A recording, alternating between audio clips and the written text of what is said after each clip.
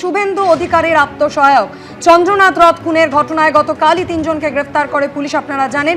সেই ঘটনায় এবার জানা যাচ্ছে যে পরিকল্পনা করে ঠান্ডা মাথায় শুভেন্দু অধিকারীর পিএকে খুন করা হয়েছিল। ধৃতদের জেরা করে নিশ্চিত হয়েছে পুলিশ। বক্সার থেকে নিসান মাইক্রা গাড়িতে এসেছিল ধৃত মায়াঙ্করাজ মিশ্রা। আরো একাধিক তথ্য সামনে আসছে পুলিশি জেরায়। পরিকল্পনা করে ঠান্ডা মাথায় শুভেন্দু অধিকারীর আত্মসহায়ক চন্দ্রনাথ রথকে খুন করে দুষ্কৃতীরা, এমনটাই জানা যাচ্ছে পুলিশ সূত্রে। আর কি কি তথ্য সামনে আসছে আরো বিস্তারিত আমাদের জানাবেন প্রতিনিধি ময়ূক ঠাকুর চক্রবর্তী আমাদের সঙ্গে রয়েছেন।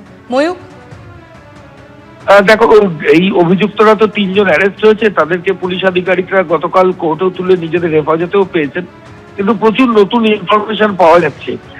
ইতিমধ্যেই যে 3 জন গ্রেপ্তার হয়েছেন এদের মধ্যে যে মায়াঙ্ক বলে যে অভিযুক্ত রয়েছেন, যে টোল প্লাজায় পেমেন্ট করেছিলেন, আমরা আগেও জানিয়েছিলাম, এই মায়াঙ্ক অপারেশনে ব্যবহৃত নিসান গাড়িটা তাতে করে এসে যশোর রোডের যে বিরাটি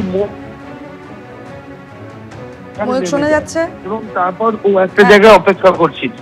এর পাশাপাশি 11 নম্বর রেলগেট আছে বারাসাতের, সেখানে গিয়ে গাড়ি দাঁড়ায়, তখন ঘড়ির কাঁটায় 4:05। 4:05 থেকে 6:55 পর্যন্ত ওখানে একটা ইলেকট্রনিক দোকানের সামনে ওই নিসান মাইক্রা গাড়িটা দাঁড়িয়েছিল মধ্যমগ্রামের দিকে মুখ করে। এবং এটাও জানা যাচ্ছে যে খুনের পর ওই দিন রাতেই এই অভিযুক্তরা ওখান থেকে শিয়ালদা স্টেশন পৌঁছায়, সেখান থেকে ট্রেনে করে বালিয়া এবং বক্সারের উদ্দেশ্যে রওনা দেয়। রাজ এবং ভিকি দুজনেই প্রফেশনাল সুপারি কিলার, যারা চন্দ্রনাথ রথ খুনে এখানে এসেছিল।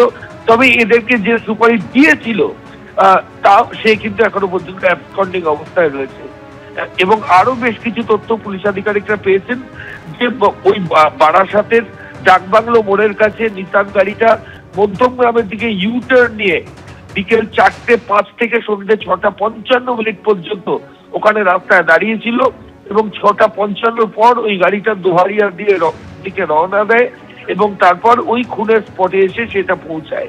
এরপর তদন্তকারী আধিকারিকরা যেটা বলছেন যে সফিস্টিকেটেড ফায়ার আর্মস যেগুলো দিয়ে গুলি চালানো হলো সেগুলো কোথায় ডিসপোজ করা হলো, কোথায় ফেললেন অভিযুক্তরা, কোথা থেকেই বা সেগুলো নিয়ে এলেন, এই জিনিসগুলো এখনো পর্যন্ত অস্পষ্ট।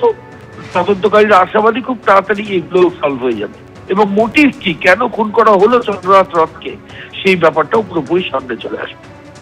ধন্যবাদ ময়ূক।